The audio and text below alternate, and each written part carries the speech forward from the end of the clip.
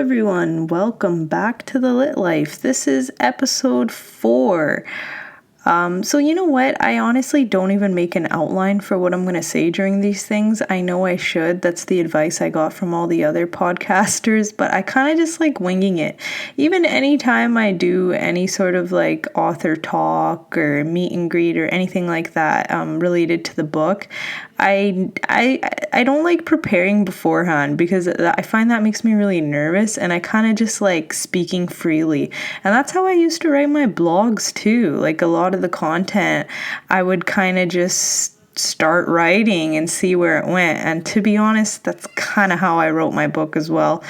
So yeah, today, I do have a few things I want to talk about. Anybody who's on social media probably saw that video of that lady in Mississauga requesting a white doctor. You know, it's funny because I talk about subtle racism, but holy smokes, that is the most in-your-face racist I've ever seen in my lifetime in Canada.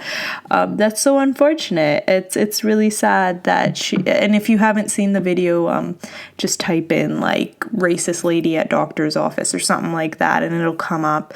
It's like gone viral right now. It's all over Facebook, but it's really unfortunate that, you know, her son is being exposed to that kind of hatred at such a young age. And the people in the waiting room, I remember learning about this in school. It's kind of like if one person stands up for what they think is right and stands up to the bully, quote unquote, in the room, then more people are more likely to do so. So kudos to that girl who went out and cussed the lady out, because that shit is just not acceptable in today's day and age. And she was being clearly racist. I mean, I understand if your kid's sick and this and that, and you can get frustrated and you might say things that are out of line, but that just kind of reflected her core beliefs and her core character, because when you're in high stress situations, that's usually when your true colors show, right? So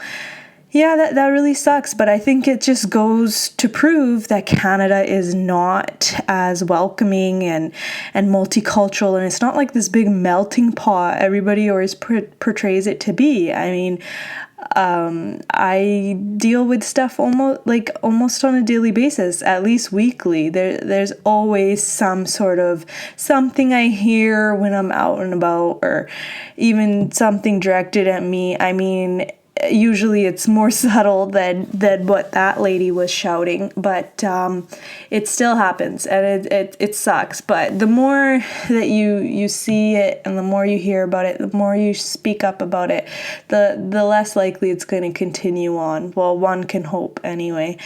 So yeah, that was one of the things that I was kind of taken aback by, and I just couldn't believe that like that woman was so blatantly racist.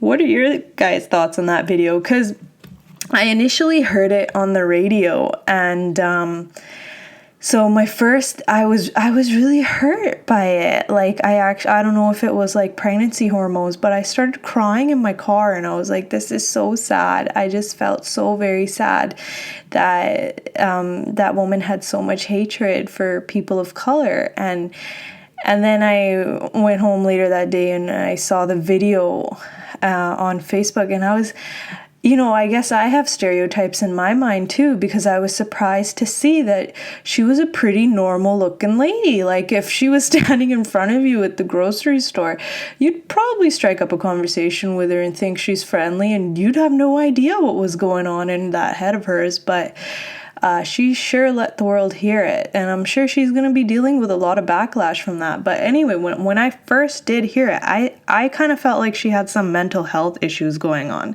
I don't know if that's actually the case, but I find a lot of times like either people are just ignorant or poorly informed, or there's some mental health issues going on. And I think that might have been the case, especially since at one point she says that her son is half non-white, whatever that means.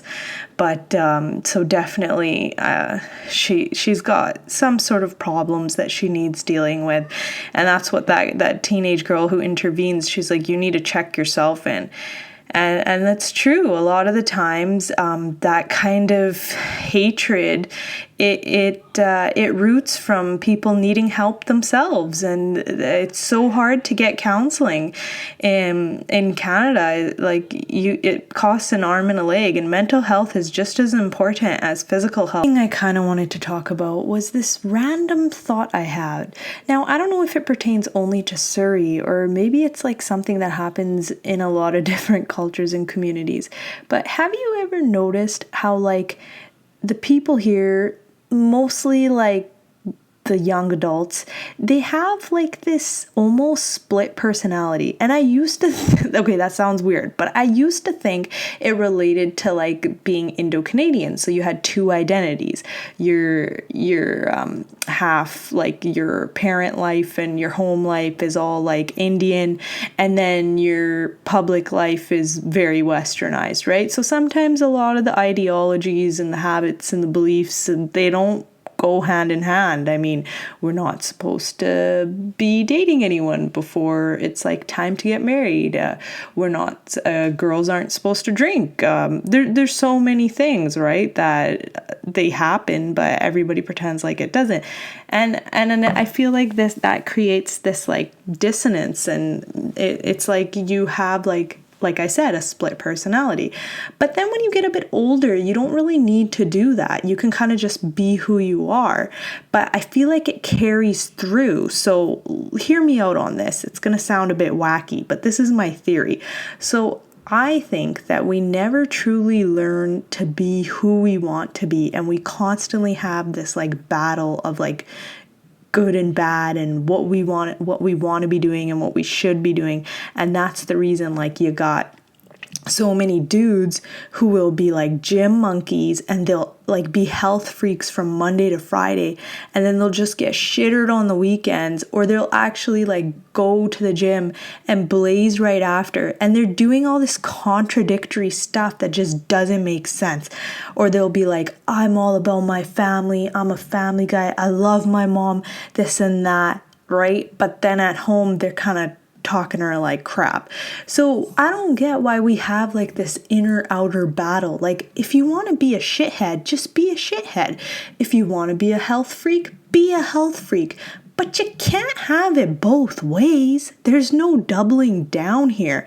Either be a Jinder Mahal or be a Bindi Johal. Like, figure it out. What are you doing here? I don't know. That just drives me up the wall. And you know what? It's not just guys. It's girls too. Nothing drives me crazier than seeing a chick drinking or smoking and wearing a kara. Like, what is that? And guys do it all the time. Guys use their karas to crack beers open. Like, I'm not religious in any way, shape, or form, but I don't like hypocrisy, man. I think if you're gonna be a certain way, own it and be that way all the way. Don't like have your feet on both ends of it, right? I don't know, man. I just get so worked up over this crap. But yeah, and then like for girls, you got those girls who will be like, if they're in a religious setting at a Ganpat or something, they'll be like acting like they're so into it. And then on Snap, you see them like downing lemon drops the night of. You can't do that. It's not about the image. It's supposed to come from inside. You're either Sikh or you're not. There's no such thing as half-assing your religion.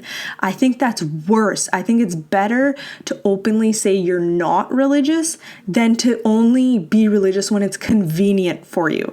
And it's not even about religion. Heck, it's even just about like portraying who you are to your family and portraying who you are to your public self. I get everybody acts a bit differently in their teen years, and you act like a goody-goody at home, and then you might wild out when you leave the house, and your track pants usually are covering up like a skanky outfit you have on underneath. But if you're still doing that into your 20s, something's gotta give. Like, you gotta make some changes there. But that's just my rat. I don't know, maybe not a lot of you would agree with that, but it's just something I noticed, and it really just ticks me off, and I can't stand it. I mean, either like be one way or the other. Like just figure out who you are and stick to that. But yeah, that's all I have to say about that. And just an update about what's going on with the book. Pretty much where I'm at now is obviously I have to kind of take a step back. I saw my OB today, my obstetrician for my pregnancy, and he also agrees that I need to kind of chill out with all these events and everything. And I've booked myself well into July, and now I'm kind of nervous about that. I mean, I have a radio interview scheduled for August 29th, and I'm due in September. So I don't know how that's going to go down. But I mean, I don't like a sedentary lifestyle either. So I do enjoy the thrill of releasing this book and riding the wave of its success. So it's been fun. I can't complain. I love it. And I'm definitely going to come back into it once baby's a few months old. And I love it. I love the positive feedback. I had an event at Kwantlen on Monday, so at the beginning of this week, and I met some lovely people. They made me take back what I said about Surrey girls not being supportive. Oh man, these girls were so sweet, and they were so excited to like come get their book signed and have a picture and everything. So that was really refreshing. I think sometimes I get a little bit stereotypical too, and I need to be weary of that because it's just it's not good. I'm a hypocrite then, right? I can't sit here bagging on people who are stereotypical and then go and put people in categories myself. But yeah, so thanks to everyone who comes to my events and stops by to chat. And if you listen to this and you have any questions about publishing or writing or anything about literature, anything at all, feel free to send me an email at amrita_lit@hotmail.com. If you're interested in my upcoming events, check out my Facebook page. It's called Amrita Literature, or on Instagram, same thing, Amrita Literature. And I think this is going to be a short one. Thanks for listening, and take care.